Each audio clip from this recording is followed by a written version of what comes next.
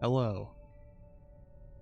This, I decided to do a little bonus episode for Crow Country, just going over, some more thoughts I had and more, more theories and stuff.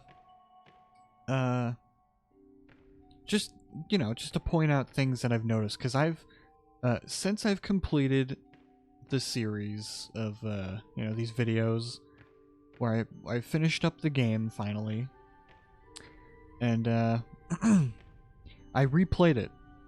I replayed this game a couple of times now, several times even, and it's pretty good, obviously. So there are things to point out that I missed while playing it.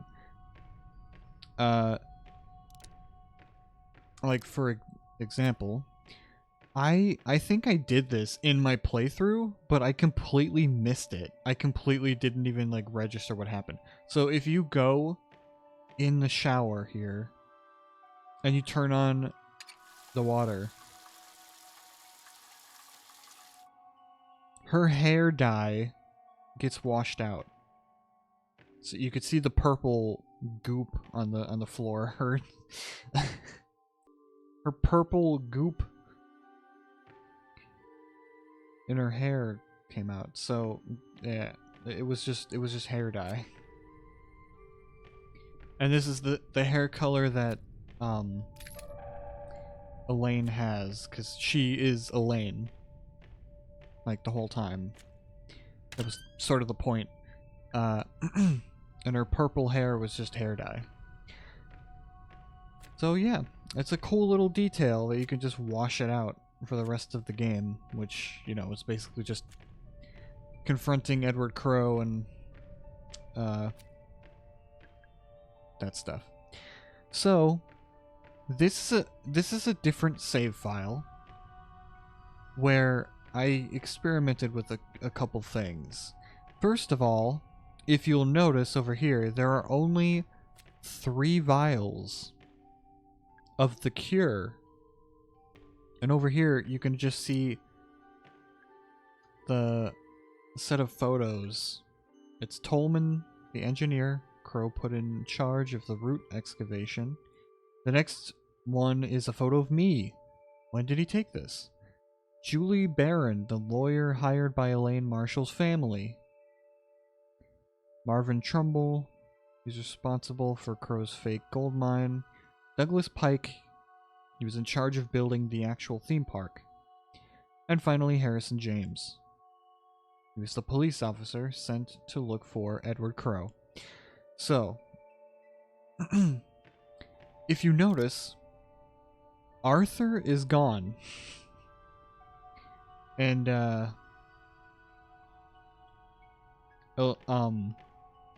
Edward Crow's daughter, Natalie, is also gone.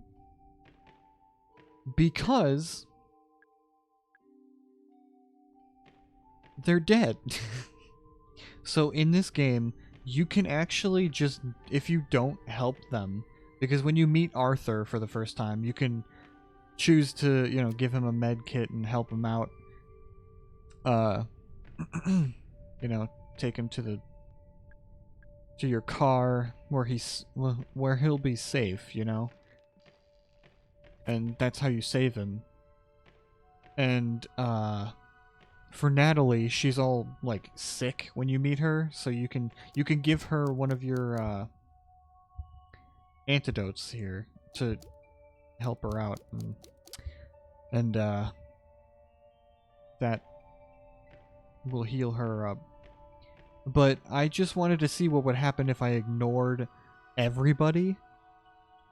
So I played through the game and ignored all of the dialogue, all of the NPCs that were trying to talk to me. I just ignored them just to see like how things would end up.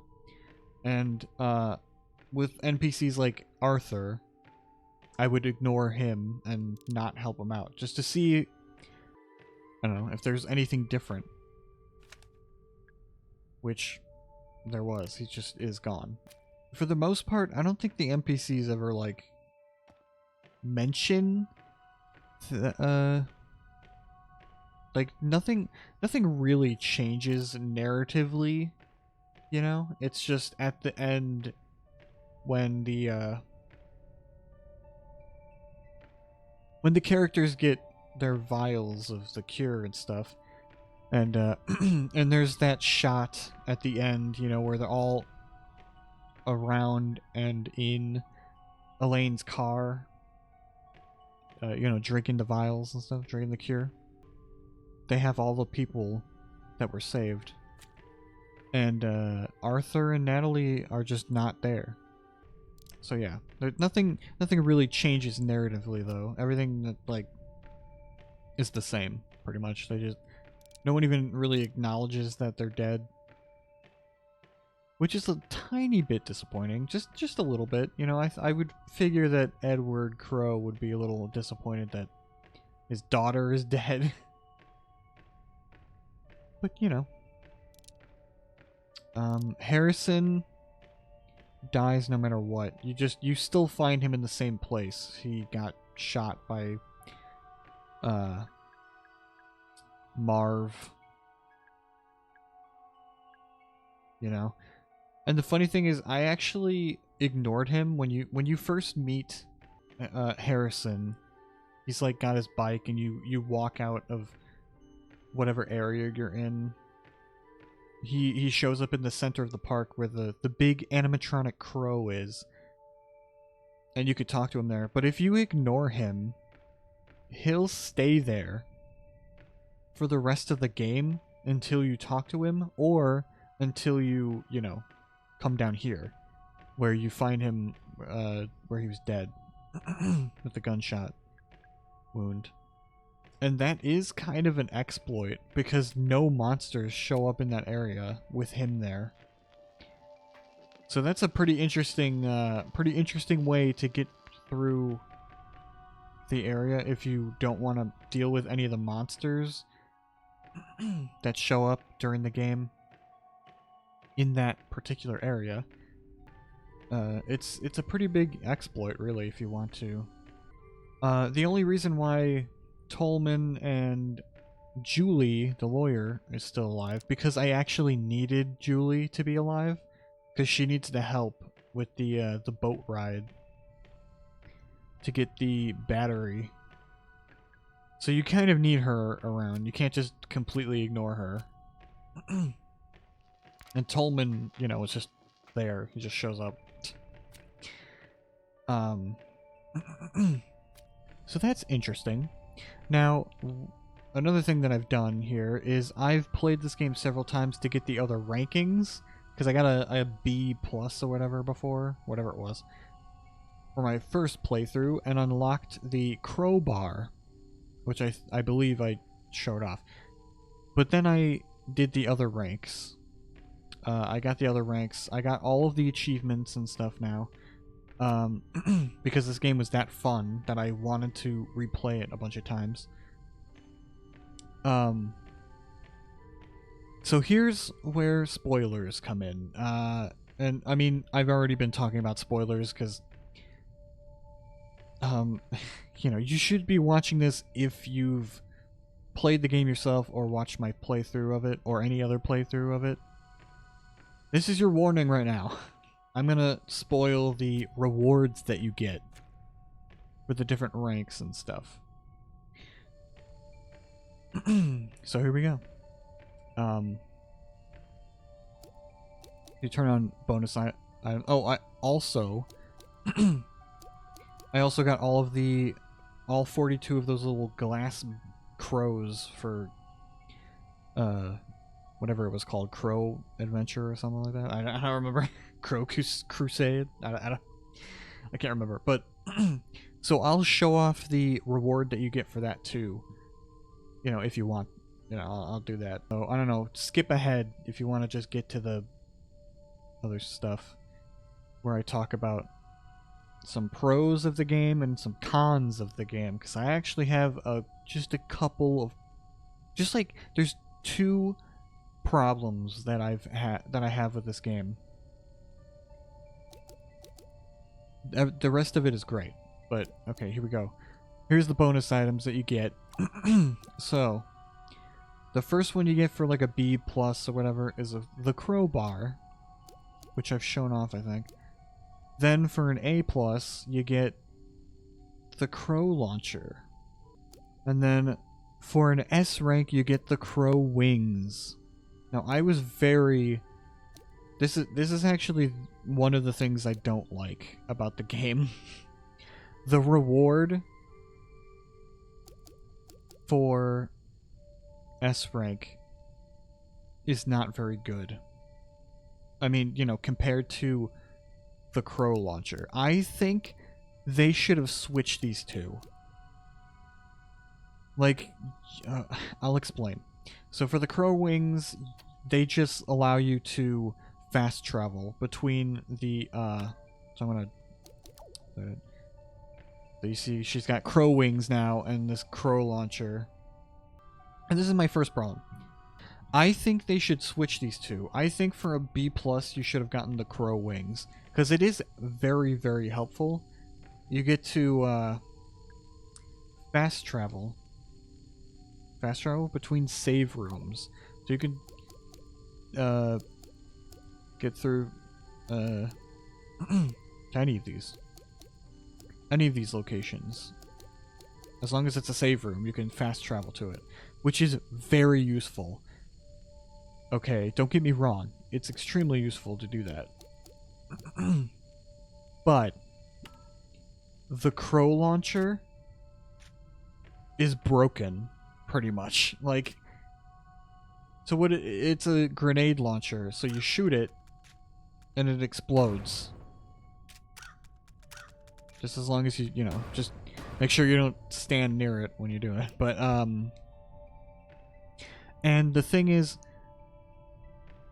it's infinite ammo. Like, there's no limit to the ammo that you get.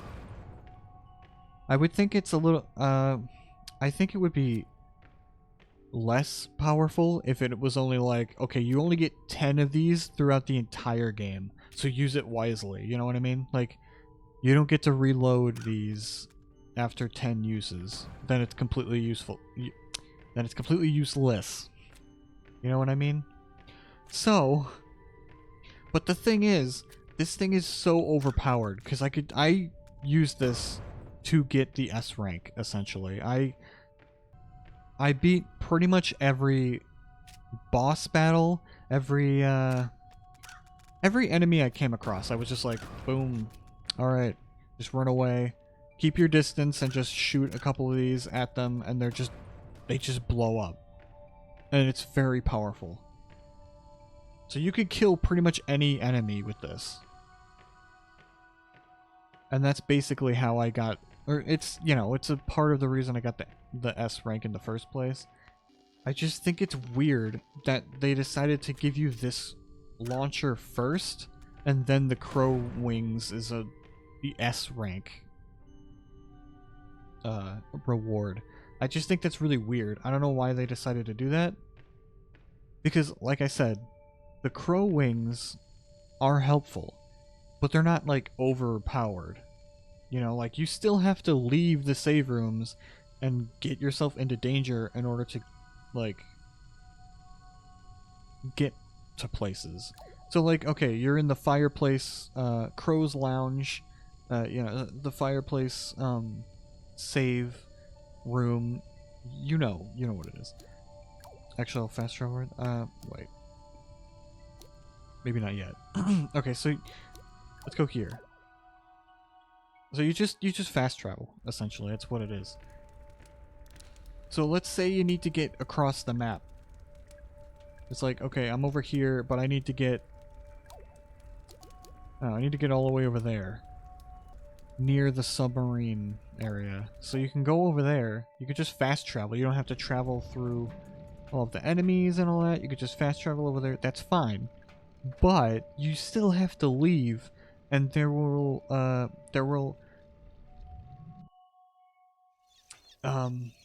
usually be monsters up here that you still need to deal with.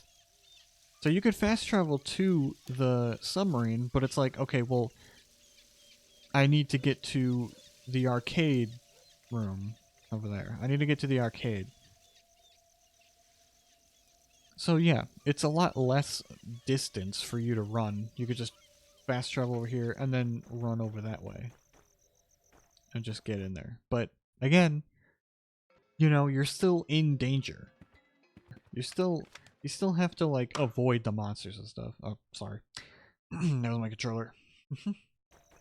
And because of that, you still have to use, you know, your guns and stuff, and you know, it still incentivizes you to either avoid the monsters or fight them or anything like that. But the thing is, you gave us this overpowered weapon first. So I played through the whole game just being like, oh, more enemies? Here you go, here you go, here you go.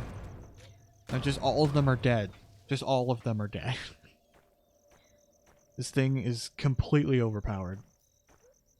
And I think it would have been a cool reward for S rank, because then you could just go through the game again and be like, yep, I'm just powering through it now.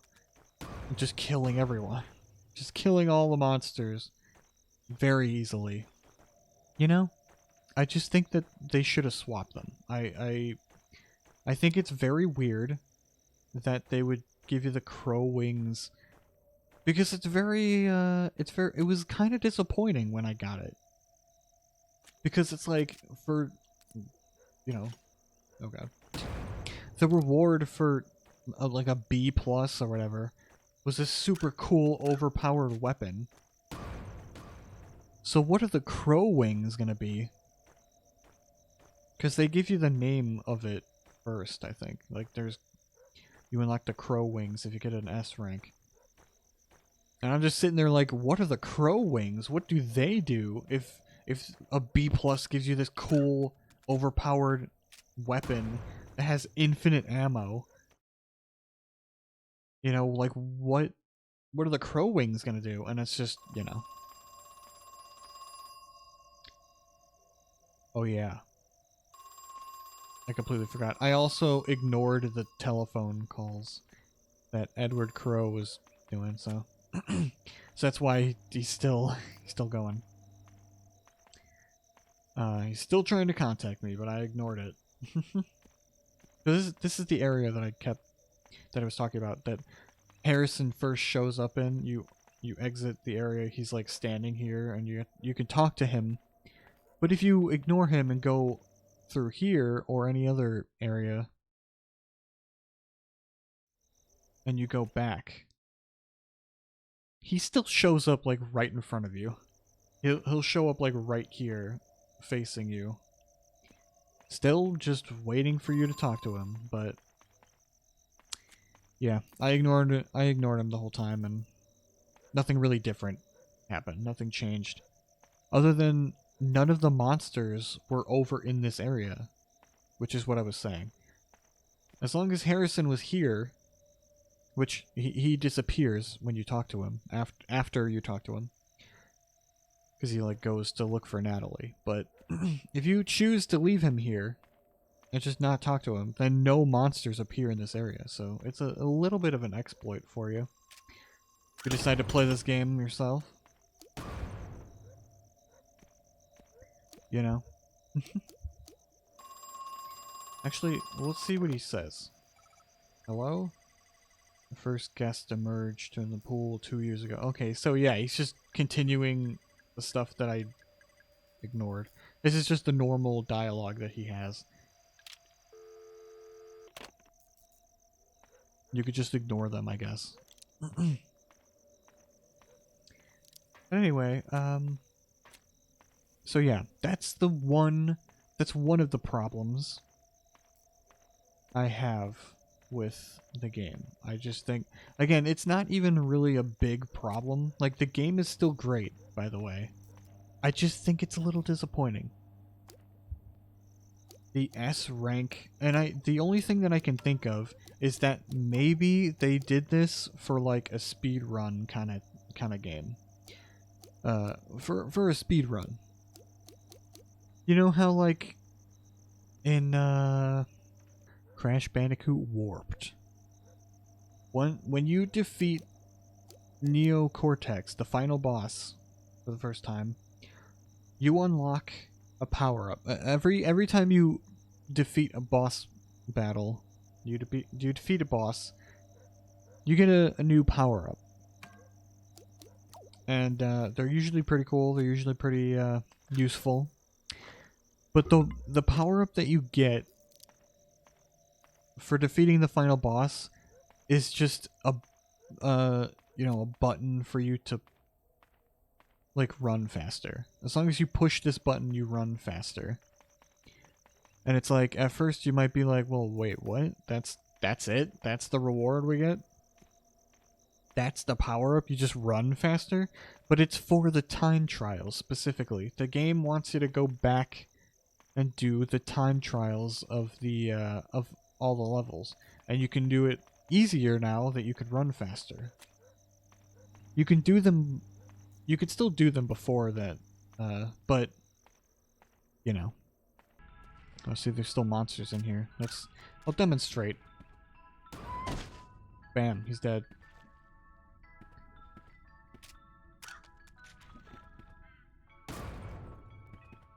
See, and the range is really good on the explosion, I shot it, like, right here. And the explosion hit both that guy that's right next to the explosion and then this guy over here. So the range on the explosion is pretty good too.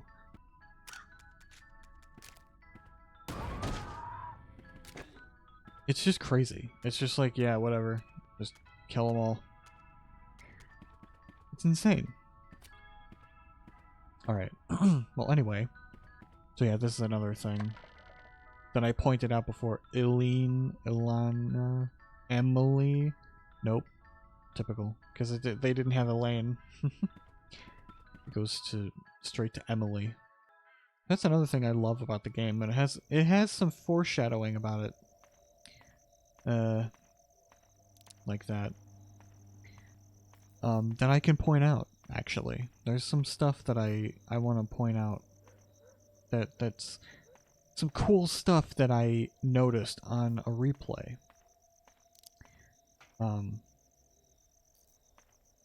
So yeah, anyway, so that's one of my gripes with this game, just the reward here.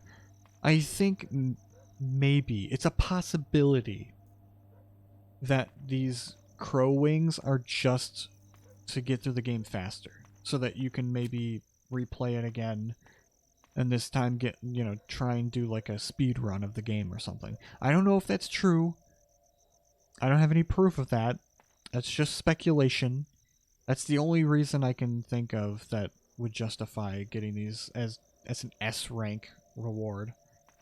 Because I do think I saw a little short, there's a little YouTube short or whatever, where the one of the developers of this game was very excited to see when people are gonna speed run the game. Like, he was excited about that. He was like, yeah, I can't wait for people to break the game, essentially, and just like speed run it, find new ways to speed run through it and all that, and find new exploits, and, you know, skip some scenes, because there are ways to sequence break certain areas, or to get things out of order, which I've definitely done. I've gotten things out of the typical order that you're supposed to get them in, which was pretty fun. You know, pretty cool. Okay, so yeah, so that's... I'll turn the bonus items off now. At least that one will stay on. So yeah, here we go. I talked about one of the problems. Here's the other problem, and I think it's everyone's problem with this game. It's the mushroom puzzle. This puzzle is just a bad puzzle. It's not even... It shouldn't even be classified as a puzzle. It literally is just you eat all the mushrooms on the table. But what's so bad about it is that it really is set up like it is a puzzle. Like, it incentivizes you to get to just eat the innocent and harmless mushrooms. And then there's the list of the deadly ones that literally said deadly and dangerous.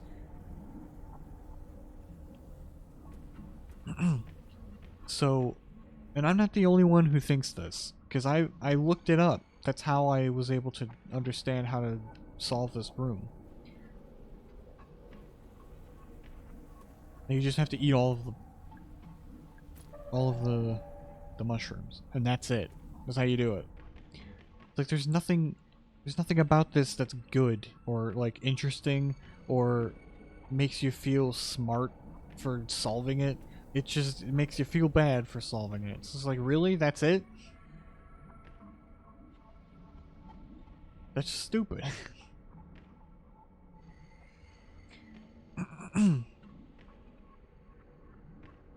Anyway, so yeah. This is my only like big gripe with this, because I think because it was a good puzzle otherwise. When I thought I figured it out, I was like, oh yeah, that's cool. I figured it out. It was a cool puzzle. But then nope. I ate all of the good mushrooms.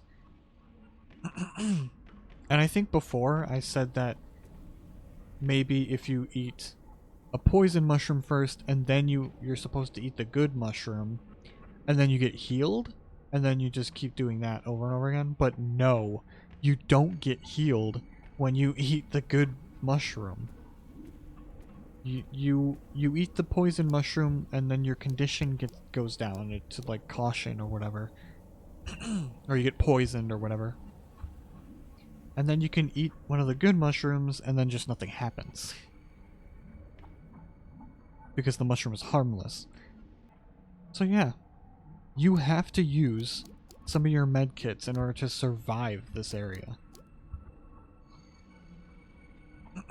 Which is kind of lame. I guess. It's just dumb. And of course, you know, you don't have to complete this puzzle. It is an optional thing, but it's one of the secrets on the map. So, you know, if you want all 15 secrets and to get your handgun powered up, you have to do this. Which, you know, helps with your S rank run. You need to get all of the secrets. You need to not use 10 or more of your healing items. So you have to at least use 3 of them here. So that's interesting. But I don't like it. I was able to use only 5 for my S rank run. Again, because of the you know, the reward that I used. I can use get to a distance and shoot them with infinite ammo, like I mentioned before. So yeah, that's my one gripe with this game. Just this puzzle is just really bad. Like, I just think it's poorly done, just all around. Because there is one more puzzle that I can think of that's like just like a red herring puzzle, and it's the haunted bookshelves over here. The Haunted Manor's bookshelves. There's no puzzle with them. Oh, there's still monsters in here.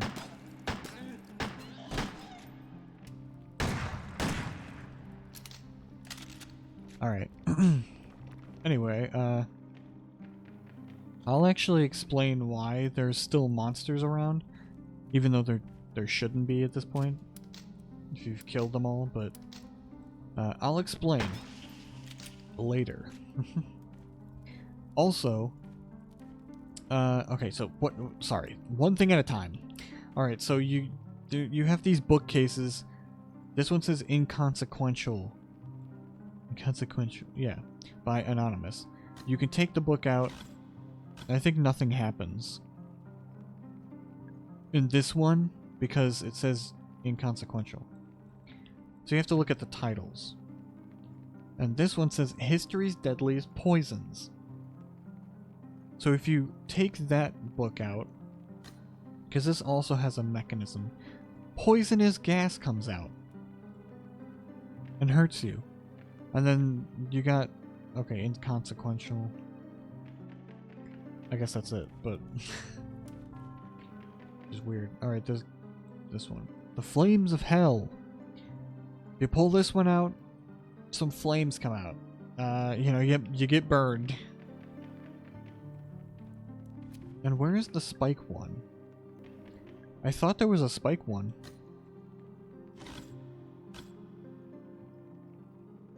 Maybe it's different every playthrough, I don't know. Anyway, there was one I got killed by. But, you know, I had lives on, extra lives on. So I was able to get through that, but it just instantly kills you with a big spike that comes out. So the bookshelves literally don't do anything except hurt you or do nothing. And yeah, it's just, they just don't do anything. It's a red herring puzzle. But again, at the very least, there's nothing like incentivizing you to keep fiddling with the bookcase. That's why I forgive it a little bit more. Plus you can find a memo somewhere where it's like, yeah, you should just not mess with the bookshelves. And I looked it up just to see if anyone else found anything to do with these bookcases. So I don't know, maybe there is something you're supposed to do with them, but I haven't been able to figure it out, and nobody online has been able to figure it out, to my knowledge. I looked it up just to see, and no one has said anything about it. So anyway, so that's the only two gripes I have with this game. Everything else is pretty great, other than like, okay, like maybe the game is a little too easy, which is something that people have said. But the thing is, you can do the hard mode if that's the thing. And honestly, I might do the hard mode at some point. Because throughout my entire playthrough, I haven't died. I haven't gotten a single game over. Which is fine. You know, for me, it was pretty good. But, I could see why people would think, okay, this game is too easy because of the overabundance of supplies you get, to the point where all you have to do is just kick a vending machine if you run out of bullets, and they'll just give you some. You know, whenever it is, you know, whenever you need them. Even from the same vending machine, as long as you don't have any bullets, you could just get more whenever you want. So now that's out of the way, my gripes with the game are out of the way. Here's another thing that I've noticed while replaying. There's a lot of foreshadowing of like what's really going on. So again, spoilers. If you haven't played the game yet, or if you haven't watched my playthrough or any other playthrough, you know, you shouldn't be watching this video. I'm just saying. So this right here, the globe is on fire. I don't understand. Did somebody do this? This was the monsters doing. This is a warning. That's what I was saying at the end of my playthrough that I liked. They're like recontextualizing what the monsters are all about. What they're trying to do is warn humanity about the fall of Earth, you know? The fall of humanity itself. They're trying to warn us, and this was a way to do it. They set the globe on fire. Before you understand the plot twist, you might not know at all why they did this, or who would ever do this. But now I'm fully convinced that the monsters did this, because they wanted their people trying to warn us about some calamity that's gonna happen.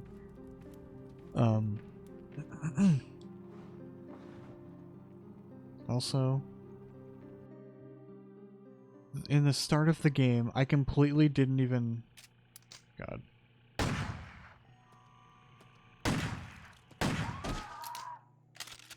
From the start of the game, I completely, I restarted the game at the end of my playthrough, and I completely missed the idea that right at the start of the game, the whole monologue that Mara has, Mara Forrest, she has this whole thing where she was,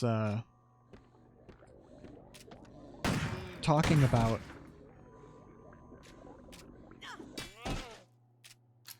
God. You know, she has a whole monologue where she's like, my name is Mara Forrest. If anyone asks... Okay. So yeah, this is where you find Natalie for the first time, and she's over here puking, and I just ignored her. And then she disappears, like, she's just gone now. And the implication is that she's dead. But, yeah, I just want to show you what happens. So, once you start a new game... Let's just do this for now. I just want to show you the intro again. So this... I can't believe I missed it, too. Like, I started it up again at the end of the playthrough just to see if anything was different. And I completely missed it. But this opening monologue here, if anyone asks, my name is Mara. Mara Forrest. Special Agent Mara Forrest. That's me, don't forget. Don't mess it up. So, like, what's happening here is she's talking to herself. She's, like, monologuing to herself here. The first time I played this game, I was just assuming that it was, like, a thing for the player only. Just to be like, hey, this is me, I'm Mara Forrest, don't forget it. This is the character you're playing as, you know? Like, it's a meta thing. But no, she's talking to herself. Because now we know who she really is. Now we know that her real name is Elaine, whatever her last name is. I forgot already. Elaine Marshall, or whatever. She's literally hyping herself up. She's like, alright, if anyone asks, your name is Mara Forrest, Special Agent Mara Forrest, like, don't mess it up, you know? So yeah, she was talking to herself, and I just missed it. So yeah, that's it. That was it. That's all I wanted to point out there. All right. I'm going to show you what happens when you get all of the things. So but not yet. But not yet. First, I want to just say, the reason why there were still some monsters around is because I was doing a thing. I was seeing if I could actually do a completely different run. I was trying to see if I can get around without killing the monsters, like, at all. Because I wanted to, I had an idea. Might be a stupid idea, but it is an idea that I could probably do a quote-unquote pacifist run of this game. And what I mean by that is I could probably get through this entire game without killing any of the monsters. With, like, I don't know, one or two exceptions here and there. If it's, like, required to do so. But, like, there were a lot of times where you can avoid, like, all of the monsters. Which, the thing is, it would be very difficult because, you know, throughout the game, more and more monsters show up. So it's gonna be a little harder the further you go along in the game. But it can be done. I believe it can be done. So I don't know when I'm gonna do that. I don't know if I'll even do it at all. I might just change my mind and be like, no, that's stupid. I don't want to do that. But like, you know, it might be kind of fun to figure out, okay, how am I going to get around these monsters? Because when you first come through this area, for the first time, come through this hallway, there are two monsters like right here, and they're very hard to avoid because this hallway is so narrow. So you're probably gonna, you know, get hit at least a couple times before you actually get through here. But then I was thinking, wait a second, you can just, you know, you'd have to sacrifice not saving your game immediately. Because there's the other way you can get to the Crow's Lounge there. You can get to the lounge the other way, but you know, you're gonna have to wait a while longer before you can save the game. So like it's clever little workarounds like that, where it's like, okay, I can't go through here because, you know, the enemies are too tough to get through in this area. But I could just go elsewhere and still continue the game. Like, it won't soft lock me out of progressing if I do that. So that's just an interesting thing that I thought of that I could probably potentially do later on. I don't know when I'm going to do that. I don't know if I'm even going to do it at all. I could just completely change my mind and not want to do it. This is just a hypothetical thing now. See, that's why there's so many monsters, because I was like, alright, let's see if I can just... Let's see if it's possible. If I can get through this area without having to kill the enemies. And there's a lot of the optional bosses that at first I didn't think were optional. Like the one that shows up in the tomb and stuff. I think it's still there, actually. Yeah, all those bosses that show up, the bigger monsters, they're all optional. Like you can get out of the room without having to fight them. I think it's still there.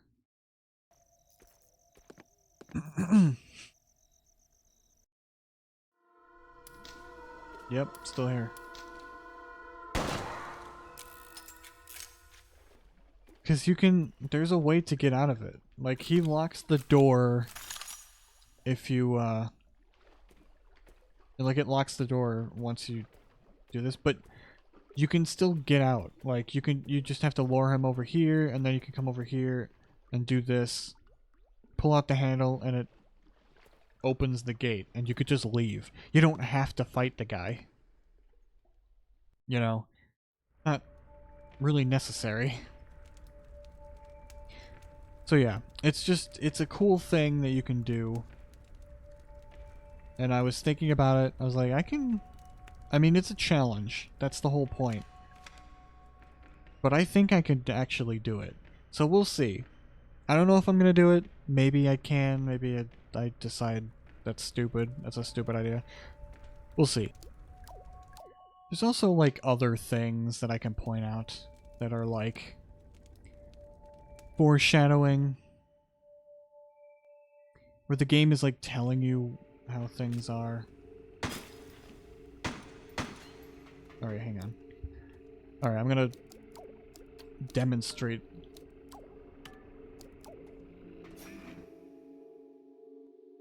How stupidly powerful this thing is. There's a bunch of monsters down here. This would be the hardest part of a potential hypothetical pacifist run. Getting around these monsters is going to be difficult in here because this place is kind of narrow too. You know?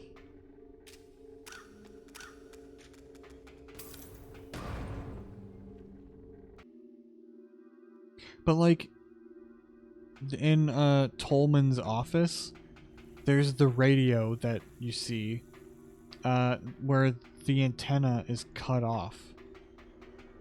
and you can examine it, and it like is just static and stuff like that. And Mara points out, or you know, her whatever her name is.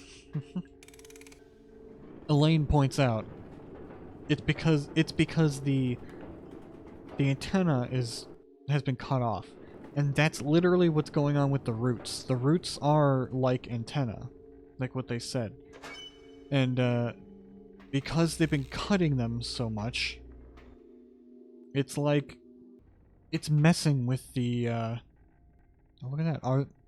Are all the roots gone, except for the this one little part? Because I'm pretty sure there were roots there still. Well, that's a cool attention to detail thing there. Because now that you can have access to where Crow is himself, it's like you could see all of them are like, okay, well, this one is still there.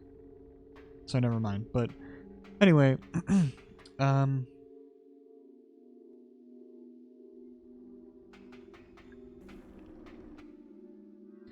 I think it's in here. Yeah, here it is. So that's what this diagram is for. The top layer is the ground, like above us, where the roots are peeking out. And then down there is the pool, where the humans are coming out of. So, like, the game is literally, like, shoving it in your face right here, before you even learn the truth about what the roots are for and what the pool is at all. When Edward Crow finally spills his guts out of here and tells you exactly what's going on. That's literally what it is. Like, those humans down there are coming out of there. And I think whatever it is that they're trying to warn us about, I think that is part of it. I think it's they're already infected with whatever this is, but excavating the roots is making it so much worse is the point. Traveling through the pool with the roots being cut like that is making it worse. And that's why it's infecting people. That's why it infects people in this game still. When you're exposed to them, when they attack you, you get whatever they have, essentially. Whatever disease or whatever it is that they have. See, I left this guy here. Oh god. Because I remembered the code to get out.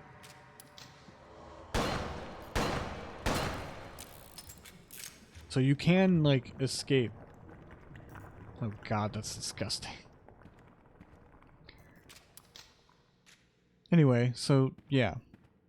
Which is really cool. You can defeat him and get the code, or you can try your luck in trying to figure out the combination through this information and try and get out that way. So I love that they have the choices there for you. You know? I think that's really cool. So yeah. Whatever they have, they're infecting other people, and you can even see it as kind of a time loop thing. It's a self-fulfilling prophecy, if you will. Where they came back in time to warn everyone about some crazy, humanity ending disease or whatever. But they came back and infected people with that disease. And through the, excavation of the roots, it was made much worse. But the thing is, Edward Crow made an antidote. He made a cure. Really for, only the people who were here infected by them. And he mentions that they can't get out because You know, they can't infect more people because he only made a cure for each person who was here. He only made enough for the people infected here. And, you know, not for himself, obviously. He should have played the game already for spoilers, but he killed himself. Or rather he, you know, he went through the pool. Oh hey, he's gone. Harrison's gone. Anyway, yeah, it was this way. There's a bunch of monsters over here, and you can skip them. You just have to be very careful and run around everyone and just get the switches. You have to just go over here, get this switch, and then run over here and get this switch. It's not as hard as it seems, actually.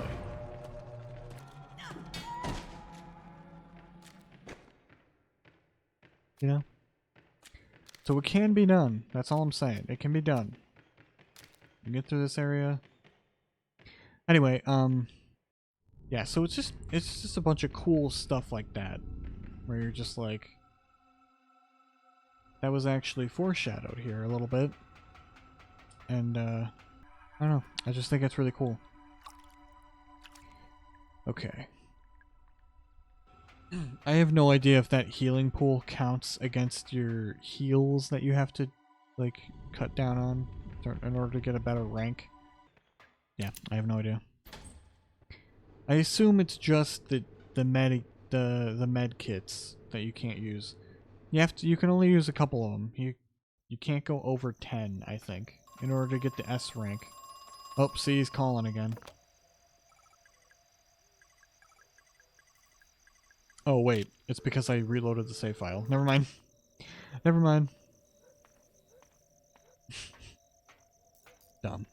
Alright, anyway, so the thing is, the fact that Crow, Edward Crow himself, made a cure for this thing, whatever it is, and that they destroyed the antenna that were coming out of the pool. The roots retracted back into the pool once he traveled through it, so no one, potentially, can get through it again. No one can emerge back out of the pool. So we leave off on the line that Mara says every time you save it. The fire is crackling softly. Staring into the flames, I feel something. It's a curious mixture of hope and dread. Maybe everything will be okay, and maybe it won't.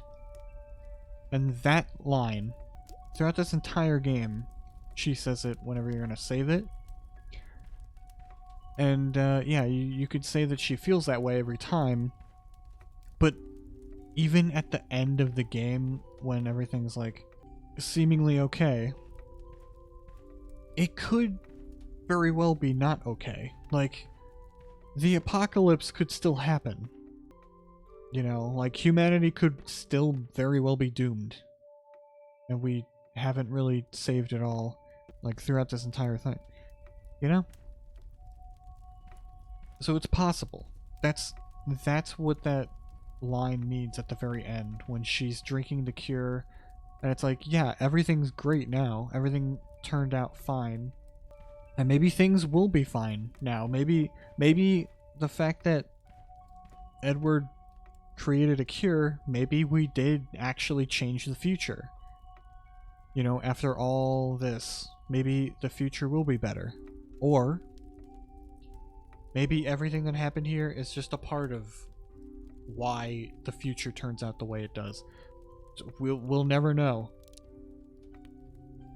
Unless, I don't know, they make a sequel to the game and they set it in that time period, I guess. But as of right now, we don't know.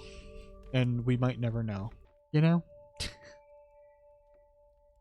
And I think it's just such a bittersweet, beautiful line to end on. Because it's like, yeah, you really don't know. It's very possible that things still won't turn out well. They'll turn out, you know, it's hopeful, you know, it's a hopeful ending that things will turn out well for Elaine herself now that she's cured and she's not gonna die like from these things.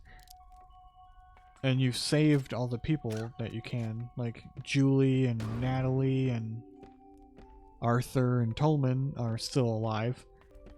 You know, ideally, if you if you decided to help them. So yeah, I think it's a pretty good line to end on because it is very like bittersweet in that way.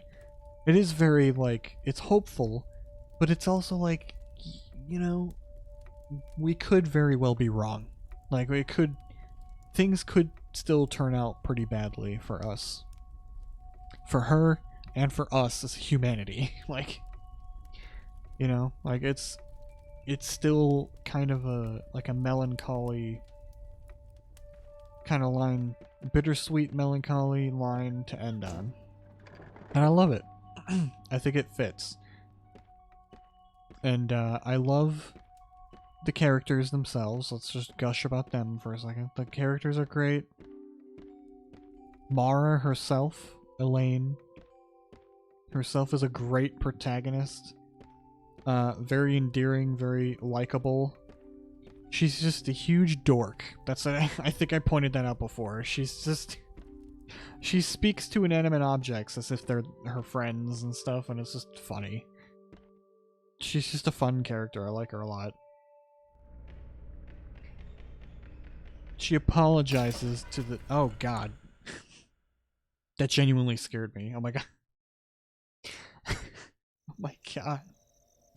I genuinely got scared. I forgot about those. Oof. Anyway, I guess they're gone. Alright, well, anyway, that genuinely got me. I forgot those guys were there. Those spiders. Alright, anyway, the game is really fun to play. It's short enough to where it's very replayable. I replayed it several times and I was able to get through it within like a couple hours because it, you know, especially if you know where you're supposed to go and like the answers to a lot of the puzzles and stuff. You can get through it pretty fast. And I think that's a good thing because the game is very replayable because of that. Which is great. You want to encourage that sort of thing. So yeah, I was saying right, I remember. I was saying like when you shoot the head off of like the fairies and stuff or the vampire even, like she comments on it and is like, you know, she like befriends the big animatronic crow at the beginning. Like, hey, you know, he's great. And then once you get him to do the walking, I was gonna say animation, but he's not not animated, but when you get him to do the walking sequence, she has the comment where she's like, and just like that, he's out of my life. It's like just what a huge disappointment. I don't know, she's a great character. She's funny. She's likable. Which is kind of what you want in a protagonist, you know what I mean? You're gonna be sticking with this character throughout the entire game. You might as well like them, right? So that's good. In my book. There was another thing I wanted to point out. Oh yeah. I remembered. Could fast travel over there. So, just some things, just some extra things that I like noticed. Like when you go to the park entrance and you read the stuff. She comments on how cheap the park is. The park it's a board of ticket prices. One thing I will say about this place, the tickets have always been pretty cheap. And it's like, now that we know everything that we know about this game and the setting and everything, I wonder if that's literally intentional. I wonder if, like, Edward Crowe himself was like, yeah, well, I mean, you know, we don't really need that much. We have a whole thing of gold. We have like endless supplies of gold here. So like we, you know, it's just like just one way of him doing something decent and being like, well, we don't really need the money. You know what I mean? It doesn't make up for anything, but, you know, it helps. It's like they can afford to keep the prices down. So is that a picture? Is that a picture of her? That's interesting. Is it this picture? That she took off of the Harrison James police badge? Maybe she just put it back in here. I don't know who that is. It could just be a picture of herself. I don't know. Anyway, just you know, things like that. And so now I'm going to show you what happens if you get all of the just as a reward for getting all of the those little crystal crows running around. I won't show you where they are, but it's a pretty cool reward, I think. My gripe with that would be you get it pretty late in the game, so it's not like you do it much. So in here, there's a door right here, and it's closed, and it has a number on it that counts down every time you break one of those crows. And there's 42 of them. And once you get all of them, you can come back here and go in here. And this is what happens.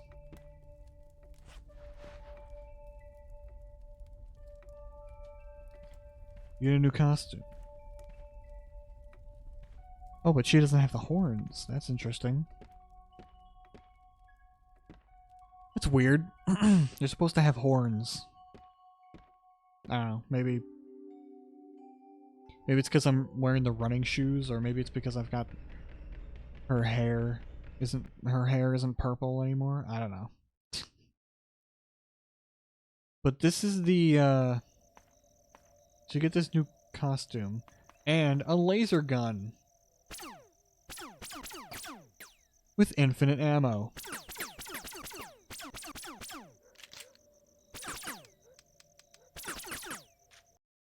Because this is the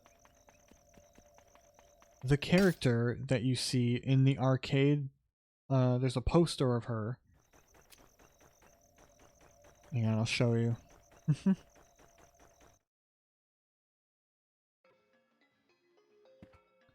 It's this. It's Zap Girl, which is basically just, you know, like a Mega Man ripoff here.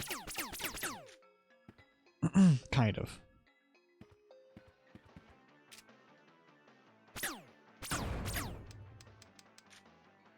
But I think that's really cool.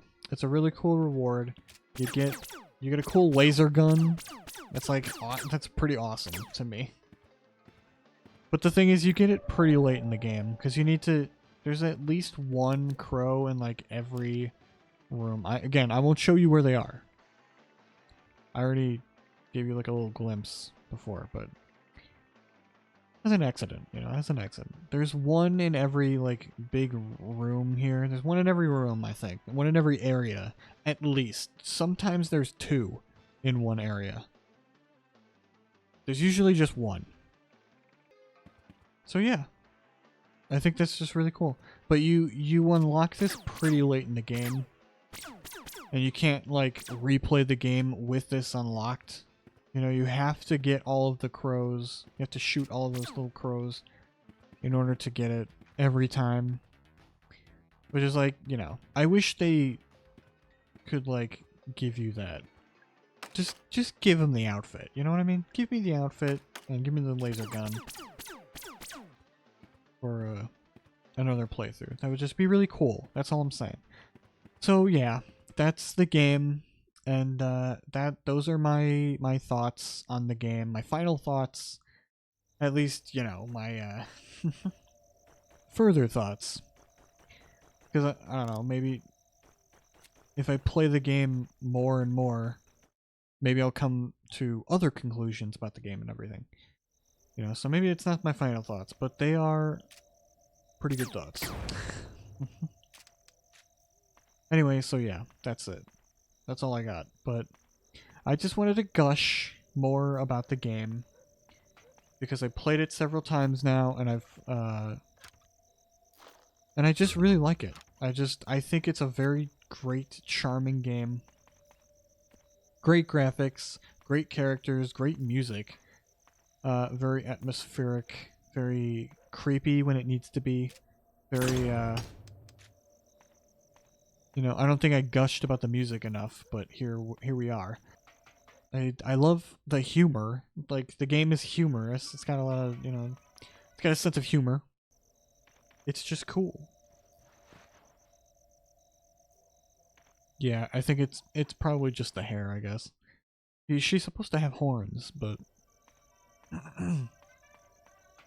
actually, you know what? Let me try it. Let me try and see what happens. Let's load the game again. There, I have the purple hair still. Let's see. Yeah, there it is. She's got green hair and horns.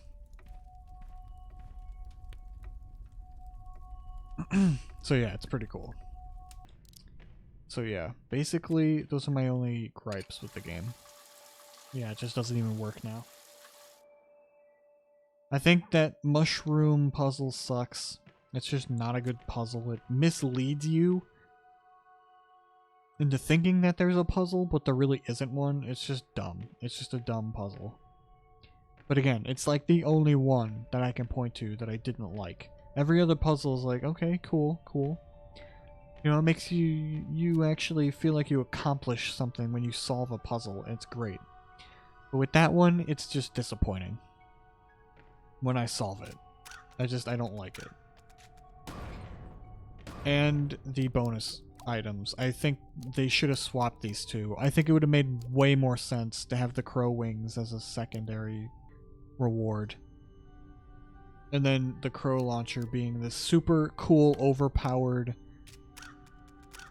you know, grenade launcher.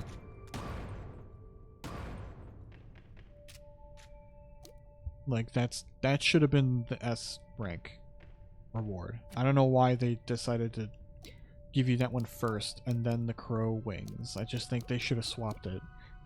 But yeah, those are the two main problems with the game. Also, you get this costume way too late. There's still stuff to do when you unlock it, like by the time you can potentially unlock it. There's still like some story stuff before you have to come down here, but you know, it's just a little too late. It's a little too late for me. But yeah, that's it. That's Crow Country. That's all I got. I'm sorry this went way longer than I thought it would. I thought I was just gonna come in here and talk about some further thoughts about the game, and it would be a lot shorter. But you know, I had a lot to talk about because this game is great, and there's a lot to talk about. I didn't even like talk more about the story, which I guess, you know, I don't really have to. It speaks for itself a lot of the way. A lot of time. Oh my god. I'm losing my mind. I've lost my marbles. Oh god. I've run out of water. That's how you know it's time to leave. Alright. That's it for now. Yeah. Thank you for coming along with me to Crow Country. And I highly recommend you play it yourself. Even if you've seen this entire playthrough, or any other playthroughs, it doesn't have to be mine. Even if you've seen the game like from other people's perspective, I still recommend this game. Like, you should play it. It's good for newcomers, because if you want to, you could just put on exploration mode, which I haven't played yet, but I kind of want to just to see how it is.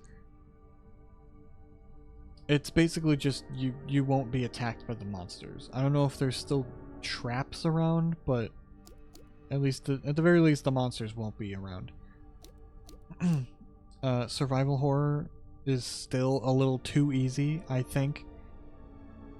And that's, you know, me saying that, who needed it to be that easy for me to play it.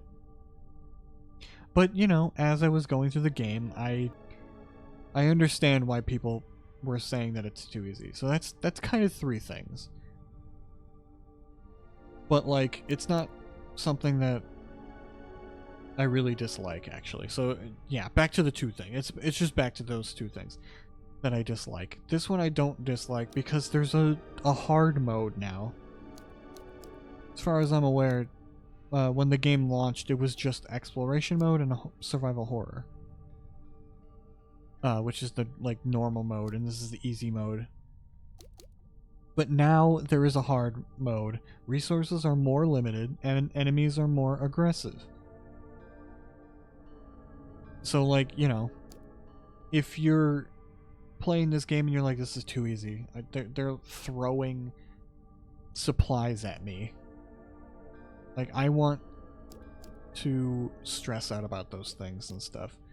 Well, here you go. Play Murder of Crows. I played a little bit of it, and they don't give you the vending machines. They're all out of order. You can never use them. So already that's something that, like, that's taking away your resources right there. That's unlimited resources that they're just like, no, you don't get that now. You gotta make do with what you have. And the enemies are a lot tougher. I don't know. Maybe one of these days I'll play that one too. I think I can do it, probably. But that's the thing. That's what's great about this game. I'm now confident enough to play that one. Before I started playing the game, I was not confident at all in playing any survival horror like this. You know, like Resident Evil or like Silent Hill or one of those types of games. So this is very much like a beginner game for people who don't play those types of games. At least it was for me. And I appreciate that. So yeah, that's it. That's all you gotta know. I swear I swear I'm ending it now. Okay. So yeah, that's it. Thank you for listening to my rambling. If you did. If you didn't, that's fine too. And goodbye for now.